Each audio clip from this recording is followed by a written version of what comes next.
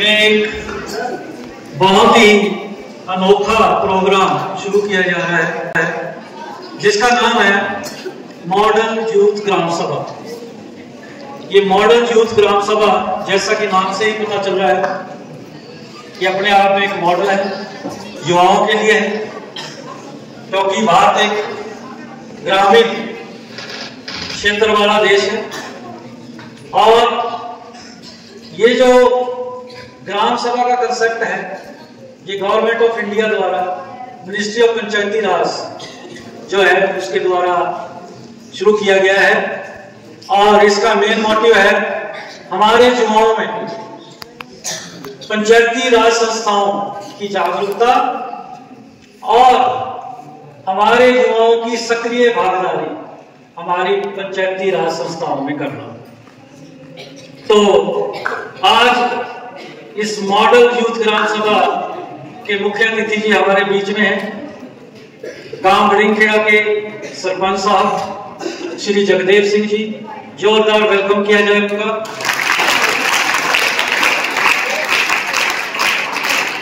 और उनके साथ आए हुए अन्य अतिथिगण जो कि पंच हैं इस ग्राम सभा के, ग्राम पंचायत के, उनका भी जहां हार्दिक स्वागत है, अभिनंदन है। और हमारे प्रिंसिपल साहब श्री पवन कुमार जी बेनीवाल, उनका भी हार्दिक अभिनंदन। हमारे एसएमडी साहब श्री आर के श्रीवास्तव जी और अन्य अध्यापकगण और प्यारे बच्चों, आप सभी का इस मॉडल यूथ ग्राम सभा में स्वागत है।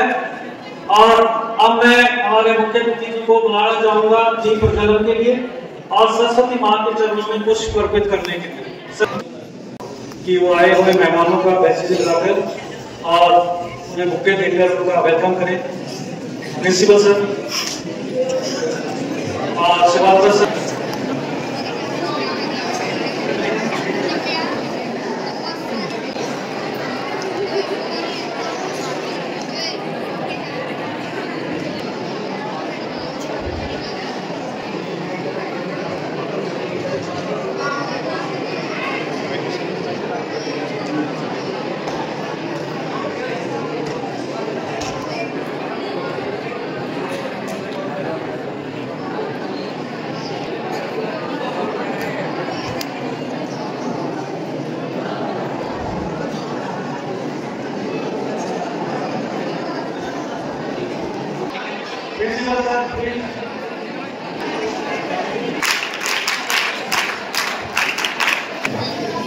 सभी को नमस्कार, सत श्री अकाल।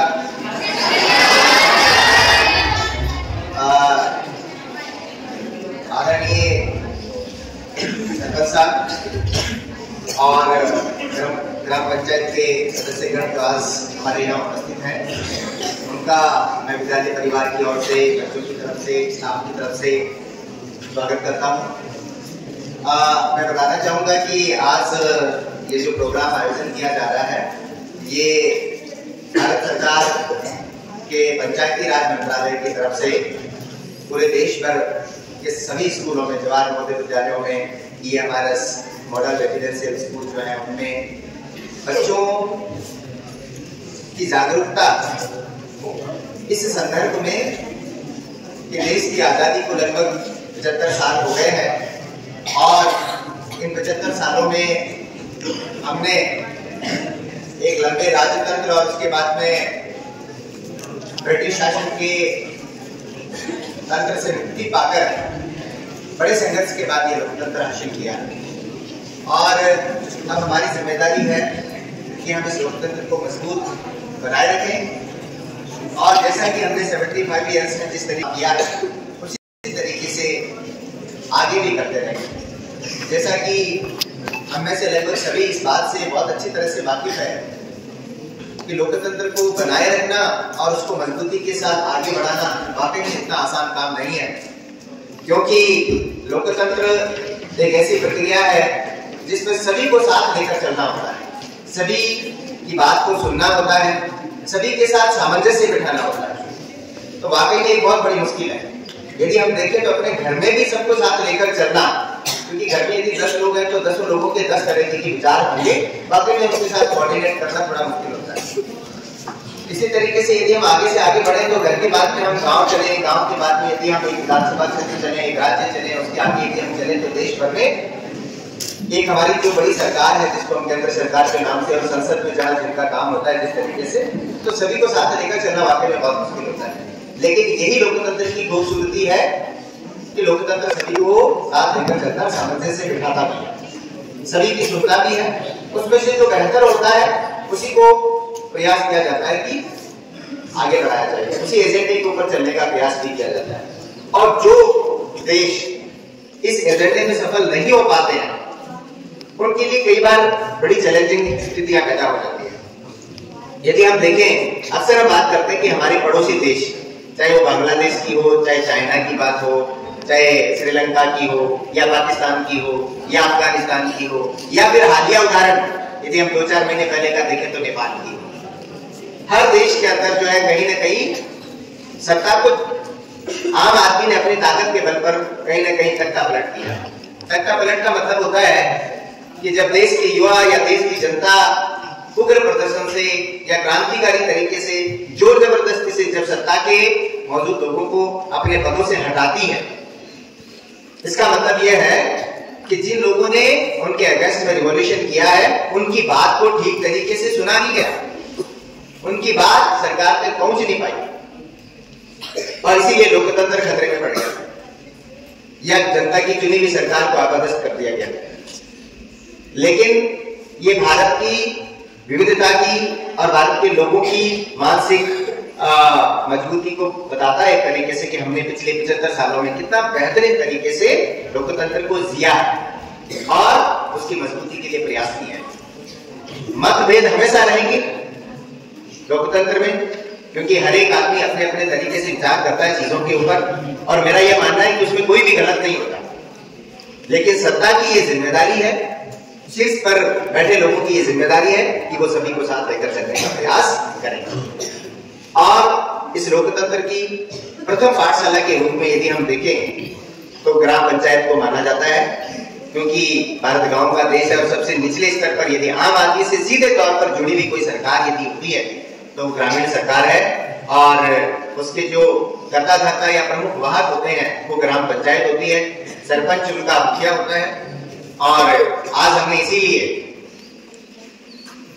ग्राउंड रियलिटी के ऊपर जो लोग इसमें काम कर रहे हैं उनको हमने अपने चीफ गेस्ट के तौर पर इनवाइट किया है। सरपंच साहब हमारे साथ हैं, उनकी पंचायत हमारे साथ है।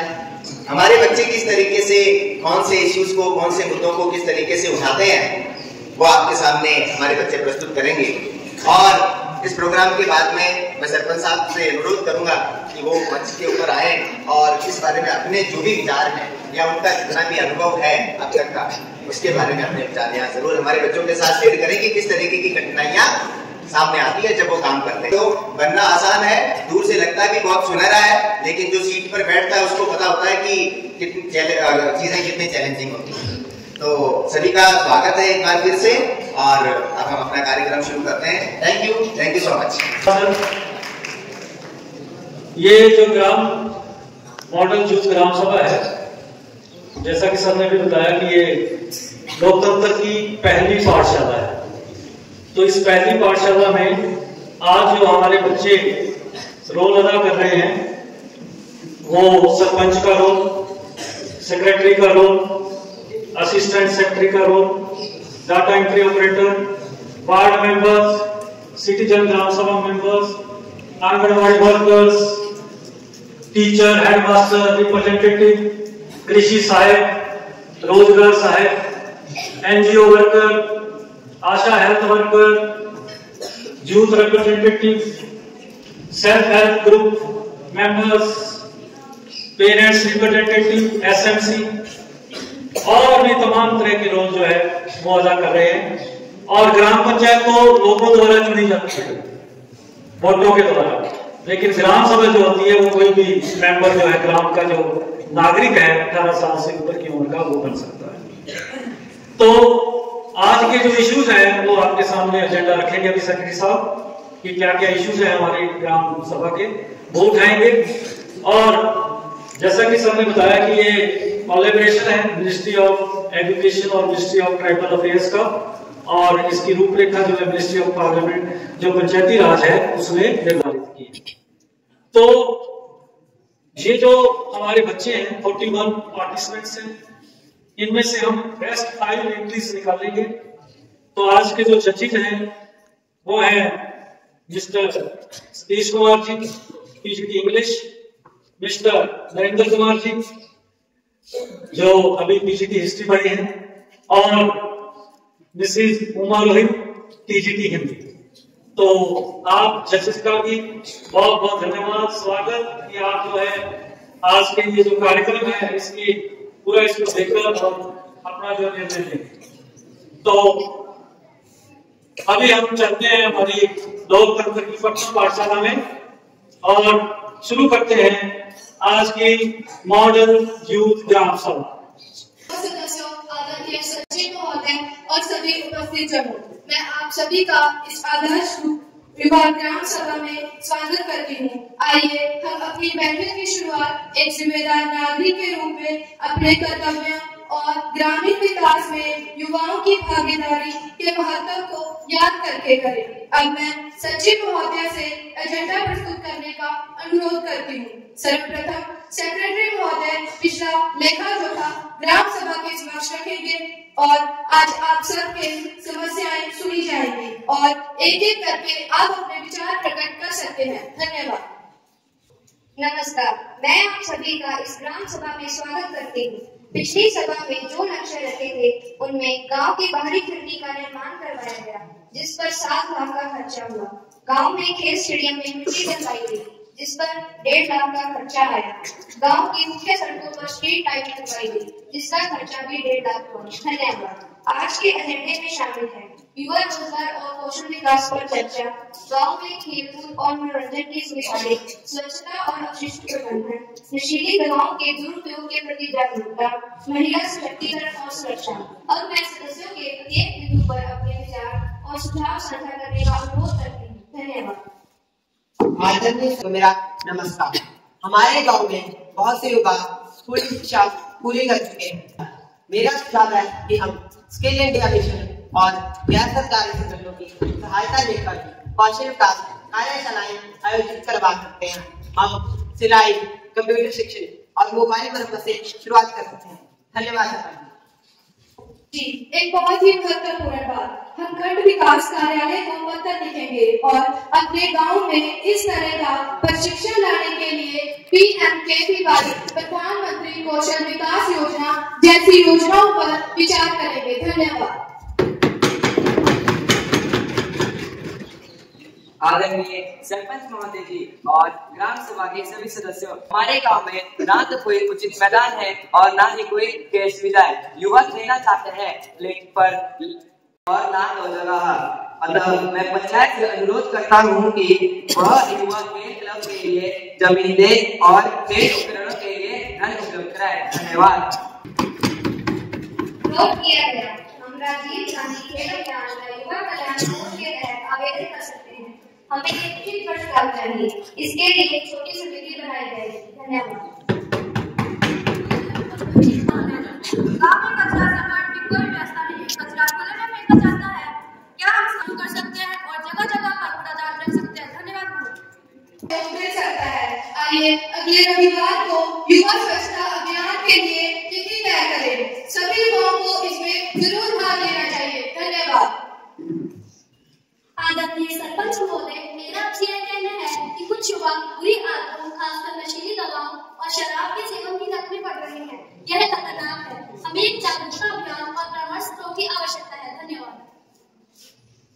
अच्छा सुझाव है। हम स्थानीय डॉक्टरों और पुलिस अधिकारियों को स्कूल या पंचायत भवन में स्तर आमंत्रित कर सकते हैं। हम अभिभावकों को भी शामिल करेंगे। धन्यवाद। क्या हमारे गांव के स्कूलों में उपलब्ध प्रशिक्षण कक्षों और उपकरणों का उपयोग हम शाम को या सप्ताहांत पर हमारे गांव के वयस्कों और युवाओं के लिए अल्पकालिक कौशल कार्यक्रम यानी शॉर्ट टर्म स्किल कोर्स प्रदान करने के लिए किया जा सकता है, जिसका उद्देश्य इनकी कमाई की क्षमता को शीघ्रता से बढ़ाना है। धन्यवाद। जी, हमारे गांव के स्कूल में ये सारे उपकरण हैं और गांव के लोग इन उपकरणों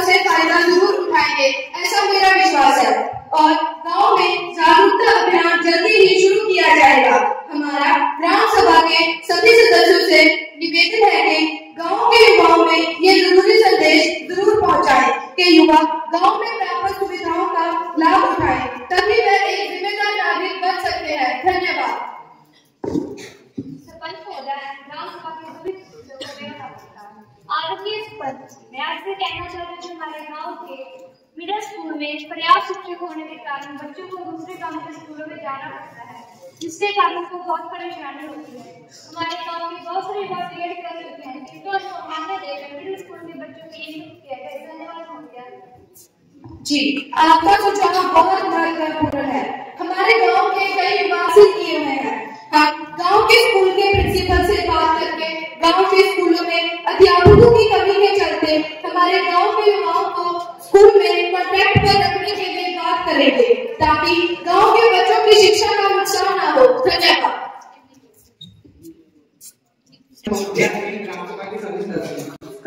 मैं आपका ध्यान हमारे गांव के मिडिल स्कूल के मिड डे मील की ओर दिलाना चाहता हूँ।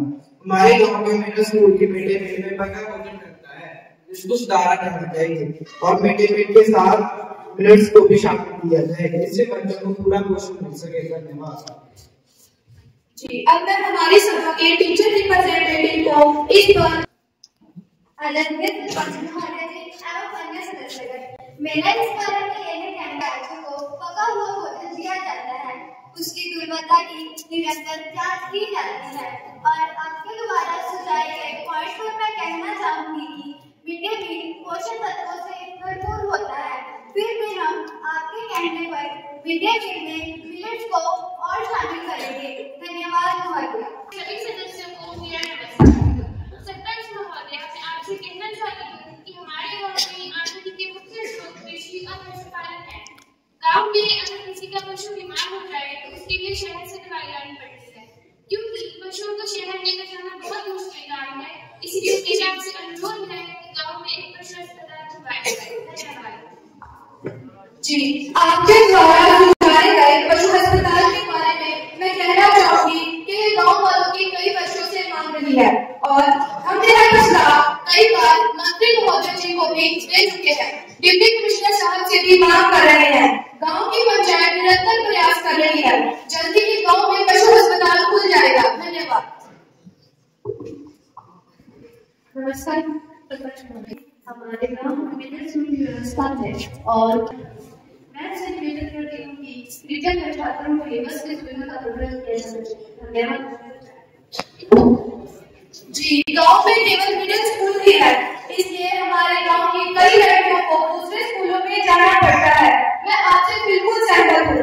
हमारा सदैव यह प्रयास रहता है कि गांव की लड़कियों को किसी भी प्रकार की असुविधा का सामना न करना पड़े और गांव की पंचायत के ओर से स्कूल वैन का प्रबंध करवाया जाएगा और इस पर विचार करेंगे, जिससे दूर गांव में पढ़ने जाने वाली लड़कियों की समस्या का हल हो सके। धन्यवाद।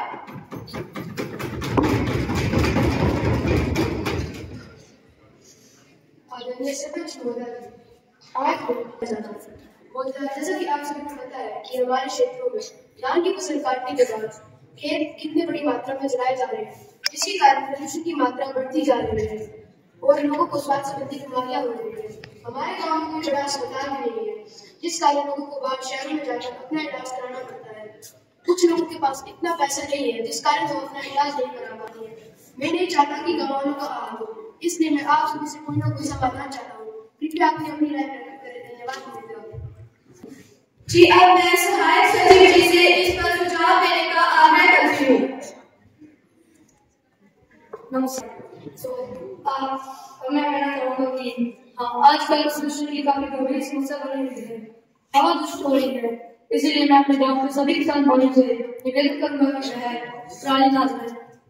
वह पराली को खेत में जोतकर उसे खाद के रूप में इस्तेमाल करें और हवा दूषित हो रही है, इसलिए मैं कहना चाहूंगा कि मैं अपने गांव के पास घर के पास पेड़ पौधे लगाएं ताकि हमारे गांव का वातावरण दूषित ना हो। धन्यवाद। आदरणीय सरपंच जी एवं ग्राम सभा के सभी सदस्यों, मेरी ओर से आप सभी को नमस्कार। हमारे गांव में कुछ ऐसे युवा हैं जिन्हें कंप्यूटर की जानकारी तो है, लेकिन उन्हें कहीं नौकरी नहीं है। क्या हम अपने युवाओं के लिए कंप्यूटर कार्यशाला लगवा सकते हैं? धन्यवाद।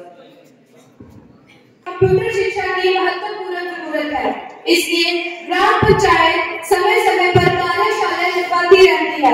इसलिए आपका सुझाव बहुत अच्छा है। इसके लिए भी प्रयास किया जाएगा कि जल्दी ही कंप्यूटर प्रशिक्षण के लिए गांव में एक वर्कशॉप लगवाई जाए ताकि सभी युवा इस वर्कशॉप से फायदा उठा सके। धन्यवाद। आदरणीय सरपंच महोदय और ग्राम सभा में जवाहर नवोदय विद्यालय है। जवाहर नवोदय विद्यालय की तरफ जो सड़क जा रही है उस सड़क पर हड्डा रोड़ी यानी मरे हुए पशुओं को फेंका जाता है, जिससे मरे हुए पशुओं की स्कूल के बच्चों और स्टाफ के स्वास्थ्य पर बुरा प्रभाव डालती है, जो कि कई बीमारियों को न्योता देती है। मेरी आपसे विनती है कि स्कूल के बच्चों और गाँव के निवासियों की सेहत को ध्यान में रखते हुए इस हड्डा रोड़ी को कोई और जगह प्रशिक्षित किया जाए। धन्यवाद महोदय। हड्डा रोड़ी के लिए गांव से दूर जमीन की आवश्यकता होगी। मेरा सभी साथियों से आग्रह है कि गांव से दूर जिस भी ग्रामवासी की जमीन है उससे बात करके उससे जमीन का वाजिब दाम देकर उस पर हड्डा रोड़ी बनाई जा सके और वर्तमान में मौजूद हड्डा रोड़ी को उस दूर की जमीन पर ट्रांसफर किया जाए ताकि इस समस्या का समाधान हो सके। धन्यवाद। मेरा सरकारी स्कूल में सभी सुविधाएं दी जा रही है। इसका की जाती है कि उनका बच्चा स्कूल में शिक्षा ग्रहण करने के लिए शिक्षा ग्रहण करके ही वह बच्चा देश का जिम्मेदार नागरिक बन सकता है। और राइट टू एजुकेशन के तहत 4 से 16 साल के बच्चों के लिए मुफ्त एजुकेशन है, इसलिए सबको स्कूल जाना चाहिए। धन्यवाद। शिक्षा ग्रहण करना शिक्षित होना बहुत जरूरी है। हमें शिक्षा के महत्व को समझना चाहिए। आपके द्वारा सुझाए गए सवाल के बारे में मैं कहना चाहूंगी कि हम एक जिम्मेदार नागरिक हैं। हमें प्रत्येक गांव के परिवार को जागरूक करना चाहिए कि वह अपने बच्चों को स्कूल जरूर भेजें, क्योंकि बच्चों का शारीरिक, मानसिक, इमोशनल और सामाजिक विकास स्कूल में ही संभव है। धन्यवाद। नमस्कार सरपंच महोदय, मैं आपको यह बताना चाहती हूँ कि हमारे गांव की नालियाँ कई महीनों से साफ नहीं हुई है, जिसका सड़कों पर बहुत गंदा हो जाता है, जिसका को आने जाने में बहुत दिक्कत आती है, क्योंकि वहाँ से गंदी बदबू आती है। लोगों को कई बीमारियों का सामना करना पड़ता है, जैसे डेंगू, मलेरिया। जब बरसात आती है तो इसकी हालत और भी खराब हो जाती है, जिस कारण मेरा आपसे अनुरोध है कि आप हमारे गांव की नालियां जल्द से जल्द साफ करवाने का कष्ट करें तथा महीने में 2 या 3 बार जरूर साफ करवाएं। धन्यवाद। गलियों में नालियों की सफाई के लिए एक नियमित कर्मचारी नियुक्त है। ग्राम पंचायत गांव में साफ सफाई रखने के लिए प्रतिबद्ध है और हमारा प्रयास है कि गांव में एक और सफाई कर्मचारी नियुक्त किया जाएगा। धन्यवाद। आदरणीय सरपंच जी और सभा में उपस्थित सभी सदस्यों को मेरी ओर से नमस्कार। जैसा कि आप जानते हैं, आजकल चोरी के कीमती सामान रातों रात चोरी हो रहे हैं। गांव के लोग इस समस्या को लेकर बहुत परेशान हैं। कृपया करके हर गली के मोड़ पर सीसीटीवी कैमरा लगवाने का प्रबंध किया जाए और साथ ही साथ रात को पुलिस बुलाया जाए ताकि चोर जल्द से जल्द पकड़े जाए और लोगों की परेशानी तथा डर कम हो। धन्यवाद। गांव में बढ़ती चोरी की वारदात को रोकने के लिए आपके दिए हुए सुझाव में दिया गया है कि गांव में सीसीटीवी कैमरास लगवाए जाए। ग्राम पंचायत ग्रामवासियों की सुरक्षा के लिए प्रतिबद्ध है, इसलिए इस वर्ष गांव की मुख्य गलियों में सीसीटीवी कैमरास लगवाए जाएंगे और धीरे धीरे गांव की सभी गलियों और चौराहों पर सीसीटीवी कैमरास लगवा दिए जाएंगे। धन्यवाद। आदरणीय सरपंच महोदय एवं ग्राम सभा के अन्य सदस्य गणों को मेरा नमस्कार। मैं आपको गांव की एक बहुत बड़ी समस्या के बारे में बताना चाहती हूँ। गांव में सड़क के किनारे पर शराब ठेका है, जहाँ से रोजाना बच्चे स्कूल जाते हैं तथा अन्य लोग अपने अपने कार्य के लिए जाते हैं तथा शाम के वक्त महिलाओं के लिए खतरा बना रहता है। कृपया कर इसे किसी और स्थान पर शिफ्ट करा जाए। धन्यवाद महोदय। जी, शराब के ठेके का यहाँ तक प्रश्न है। मैं कहना चाहूंगी कि शराब के ठेके को गांव से दूर दूसरी सड़क पर शिफ्ट करवाया जाए ताकि गांव की महिलाओं और बच्चों को असुविधा का सामना न करना पड़े। इसके लिए ग्राम सभा की मीटिंग में एजेंडा रखकर उस पर प्रस्ताव पास किया जाएगा। धन्यवाद। नमस्कार सरपंच महोदय, मैं आपका ध्यान एक गंभीर समस्या की ओर आकर्षित करना चाहती हूँ। यह समस्या है फर्टिलाइजर की कमी। जैसा कि आपको पता है कि गाँव में गेहूं की बिजाई शुरू हो चुकी है, जिसके लिए हमें डीएपी फर्टिलाइजर, यूरिया की आवश्यकता है, परंतु गांव की कोऑपरेटिव सोसाइटी में यह अभी तक उपलब्ध नहीं हुए हैं। मेरा आपसे आग्रह है कि फर्टिलाइजर की किल्लत को शीघ्र से शीघ्र दूर किया जाए ताकि किसान समय पर अपनी फसल बो सके। धन्यवाद महोदय। जी, की समस्या का सामना करना पड़ रहा है। गांव की कोऑपरेटिव सोसाइटी में उचित मात्रा में फर्टिलाइजर का प्रबंध हो। कल भी मैंने कोऑपरेटिव सोसाइटी महोदय से बातचीत की है। उनका कहना है कि गांव की जरूरतों के मुताबिक खाद का प्रबंध किया जा रहा है। जल्दी ही फर्टिलाइजर किसानों को मिल जाएगा। धन्यवाद। लेकिन सरपंच जी, मैं इनके सुझाव से बिल्कुल भी सहमत नहीं हूँ। जो पराली हम खाद के रूप में इस्तेमाल कर सकते हैं, जो कि जमीन और मनुष्य दोनों के लिए अच्छी है, जो कि इनको भी पता होगा। वह पराली तो किसान जला रहे, एक तो हवा को दूषित कर रहे हैं और जमीन बंजर कर रहे हैं। जैसे कि अभी हमारे कृषि सहायक जी ने बताया था कि लोग ऐसे हवा प्रदूषण से होने वाली बीमारियों का शिकार हो जाते हैं, और कुछ तो बीच में ऐसे लोग भी होते हैं जिनके पास तो बीमारियों का इलाज करवाने के लिए पैसे नहीं होते, और वो तो इन बीमारियों के खर्चे नहीं दब जाते हैं। एक तरफ पैसे की तंगी और दूसरी तरफ यह जानलेवा बीमारियां। लोग ऐसी दर्दनाक मौत मरते होंगे, हम ऐसा शायद कभी महसूस भी नहीं कर सकते। फिर यह सब होने के बाद भी यह कीटनाशक दवाइयों का इस्तेमाल करते हैं, जिससे कि जमीन और बंजर हो रही है और उससे उगने वाले अनाज में जहर कर रहे हैं। वो अनाज जिसे जहर खाना मेरे हिसाब से कोई गलत बात नहीं है, उसे हम सब रोज मिलकर खाते हैं। जो लोग कहते हैं कि हमें रोज 3 समय खाना खाना चाहिए कि अच्छा होता है, अरे इसका कोई फायदा नहीं तो तब होगा ना जब उस अनाज में कोई पोषक तत्व होगा। घर तो उसमें सारा जहर रखा है। शायद इसी वजह से लोग पहले के जमाने में 100 साल से ऊपर जीते थे, और अब तो कोई बचा होगा। ज्यादातर तो लोग 70-80 साल की उम्र में ही भगवान को प्यारे हो जाते हैं। इसलिए मैं इनके घटिया से सुझाव से बिल्कुल भी सहमत नहीं हूँ। सरपंच जी, मेरा आपसे अनुरोध है कि इनके घटिया से सुझाव को ना मानकर जैसे हमारे कृषि सहायक जी ने सुझाव दिया था, वैसे ही किसानों को पराली न जलाने और उसका खाद के रूप में इस्तेमाल करने के लिए जागरूक किया जाए, और साथ ही साथ उस पराली को गांठ में बांधकर उसे बेचा जाए, जिससे कि इनकम में बढ़ावा होगा। और एग्रीकल्चर यूनिवर्सिटी विद्यालय में से हमें अनुरोध करना चाहिए कि वह हमारे गांव के किसानों को ऑर्गेनिक तरीके से खेती करना सिखाए। धन्यवाद सरपंच। परंतु हमारे गांव में 10-20 सालों से लेकर फर्टिलाइजर का इस्तेमाल होता आया है। यदि हम फर्टिलाइजर का इस्तेमाल करना छोड़ दें तो हमारी जमीन पर भारी असर पड़ेगा, जिसकी वजह से किसानों को भारी नुकसान झेलना पड़ेगा। और रही बात अनाज को जहर कहने की, जो रिफाइंड आप अपने घर में इस्तेमाल करते हैं, जो कि सैचुरेटेड हाइड्रोकार्बन का स्वरूप है, क्या वह जहर नहीं?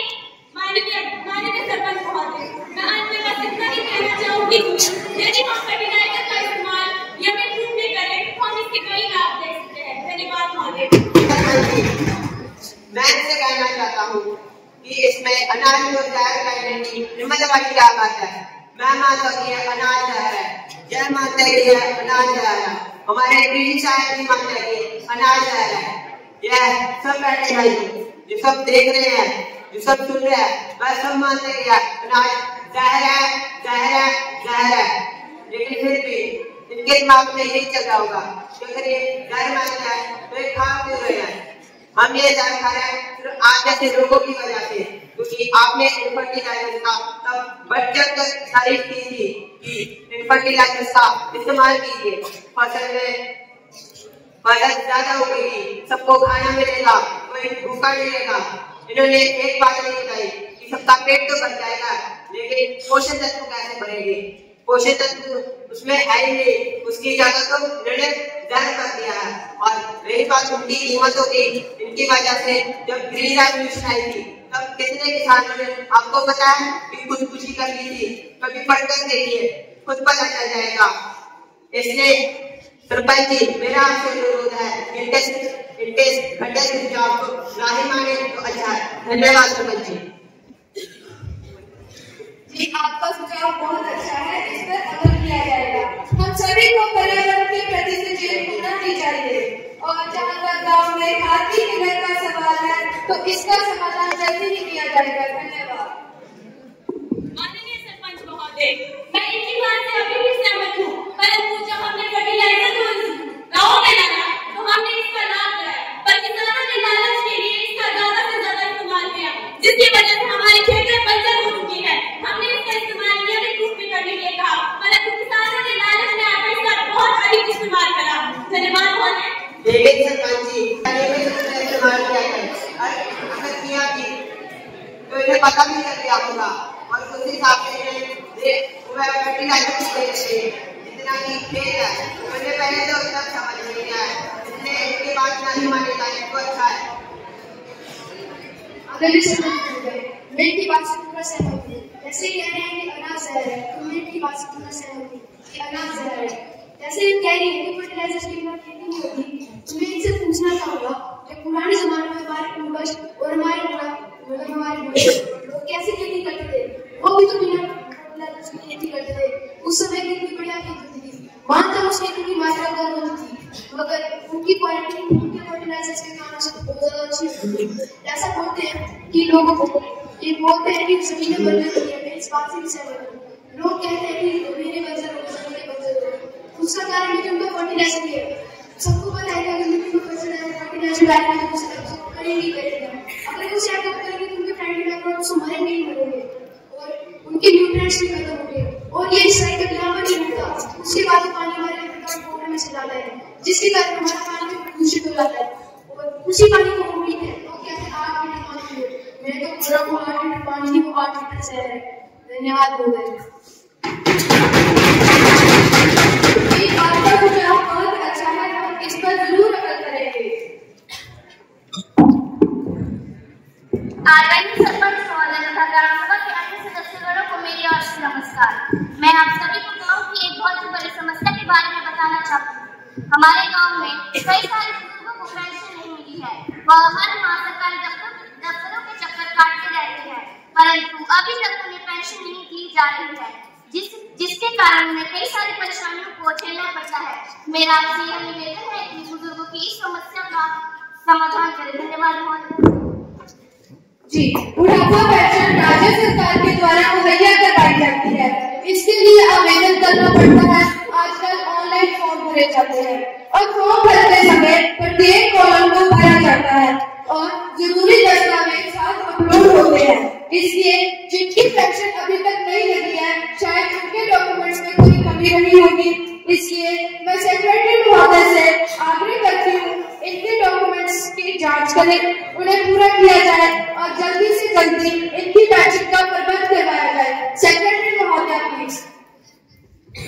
जी सरपंच महोदय, मैं कोशिश करूंगी कि बुढ़ापा पेंशन जल्द से जल्द उपलब्ध करवाई जाए। धन्यवाद। माननीय सरपंच महोदय जी और ग्राम सभा के सभी सदस्यों को मेरी ओर से नमस्कार। मैं आप सभी को अब पीने के पानी की तरफ ध्यान दिलाना चाहूंगा। हमारे गांव में पीने के पानी की बहुत ही ज्यादा कमी है। हमारे गांव वासियों को दूसरे गांव से पीने के लिए पानी लेकर आना पड़ता है, उनकी उसमें बहुत ही ज्यादा परेशानी होती है। मैं चाहता हूं कि हमारे गांव में एक आरओ फिल्टर लगवाया जाए, ताकि हमारे गांव वासियों को पानी की कोई भी परेशानी ना हो। धन्यवाद।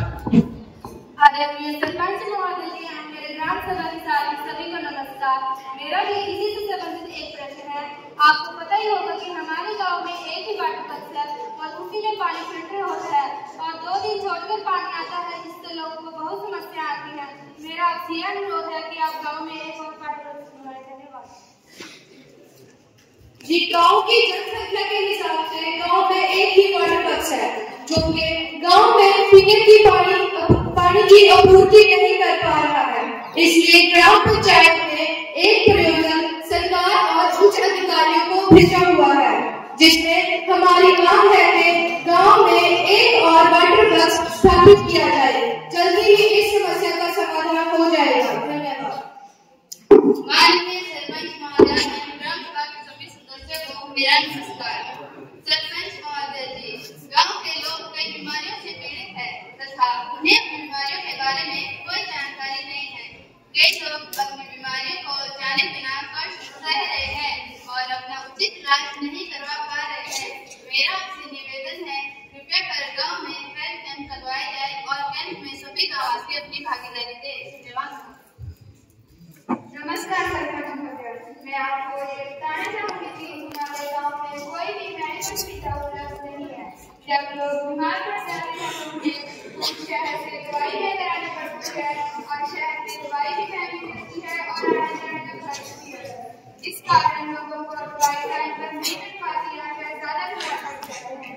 इसलिए हमारा आपसे अनुरोध है कि हमारे गाँव में मेडिकल सुविधाएं उपलब्ध करवाई जाए ताकि लोगों को नजदीक और समय पर दवाइयां उपलब्ध मिले। धन्यवाद। कम्युनिटी हेल्थ सेंटर में सुविधाएं कम है। हमारा सदैव प्रयास है कि गांव में स्वास्थ्य संबंधी जरूरतों को पूरा किया जाए। इसके लिए उच्च अधिकारियों से बात चल रही है और ग्राम पंचायत ने प्रस्ताव पास करके भी कम्युनिटी हेल्थ सेंटर में और जरूरी सुविधाओं की स्वास्थ्य विभाग से मांग की है और सप्ताह में एक डॉक्टर को कम्युनिटी हेल्थ सेंटर में कार्यरत करने के लिए भी लिखा गया है। मेरा मानना है कि जल्दी ही इस समस्या का समाधान हो जाएगा। धन्यवाद। और लड़कियों के लिए स्किल कोर्स सिखाने के लिए एक ट्रेनर और जरूरी मशीनों का प्रबंध करवाया जा रहा है और जल्दी ही एक और सेंटर खोलकर उसमें सिलाई कढ़ाई, आर्टिफिशियल इंटेलिजेंस और कंप्यूटर शिक्षा में महिलाओं और लड़कियों को शिक्षित किया जाएगा। धन्यवाद।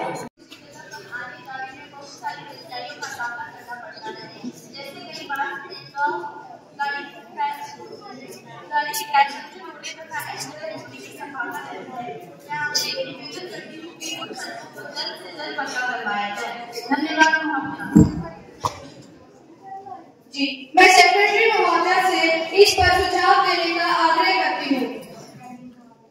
जी, हमारे गांव को लिंक करने वाली कई सड़कें हैं। कुछ सड़कें तो पक्की बनी हुई हैं, लेकिन 2 सड़कें अभी भी कच्ची हैं। इस वर्ष के एजेंडे में इन सड़कों को पक्का करवाने के लिए रखा गया है। तो शीघ्र ही यह सड़कें पक्की करवाई जाएंगी। यह सड़कें प्रधानमंत्री ग्राम सड़क योजना के तहत बनेगी। जल्दी ही इस समस्या का समाधान हो जाएगा। धन्यवाद। मैं आपको यह बताना चाहती हूँ, हमारे गाँव के किसानों को पीएम किसान सम्मान निधि के तहत मिलने वाली 6 लाख रुपए की राशि कुछ महीनों से उपलब्ध नहीं हुई। इसके कारण उन्हें कृषि खर्च के लिए पर्याप्त राशि नहीं मिल पाती। उन्हें अपने खेतों को छोड़कर पूरी तरह से अन्य कार्य करने पड़ते हैं। कृपा करके हमारे गाँव के किसानों को पीएम किसान सम्मान निधि के तहत मिलने वाली राशि जल्द से जल्द उपलब्ध करवाई जाए। धन्यवाद महोदय। किसान सम्मान निधि केंद्र सरकार की मैचिंग स्कीम है। इसके तहत प्रत्येक वर्ष 6,000 की राशि किसानों के सीधे खाते में ट्रांसफर की जाती है। इसलिए जिन किसानों को यह राशि नहीं मिल पा रही, वह अपना खाता गाँव के सुविधा केंद्र या CSC सेंटर में जाकर चेक करवा लें। अगर KYC नहीं होती तो अमाउंट ट्रांसफर नहीं होती। इसलिए आप अपना किसान सुविधा खाता जरूर KYC करवाएं। धन्यवाद। सारे मेरे मैं आपका ध्यान एक जरूरी की बात करना चाहता हूं कि वादे कराने हर एक काम में बिजली का लोड हुई है और अपने पिंड में बिजली की सुविधा नहीं थी। तो इसी बीच मैं आपकी कहना चाहूंगा कि अपने पिंड में बिजली सुविधा फैसिलिटी को बात करना सुविधा फैसिलिटी को गांव के लोगों को जागरूक की तरह पे धन्यवाद।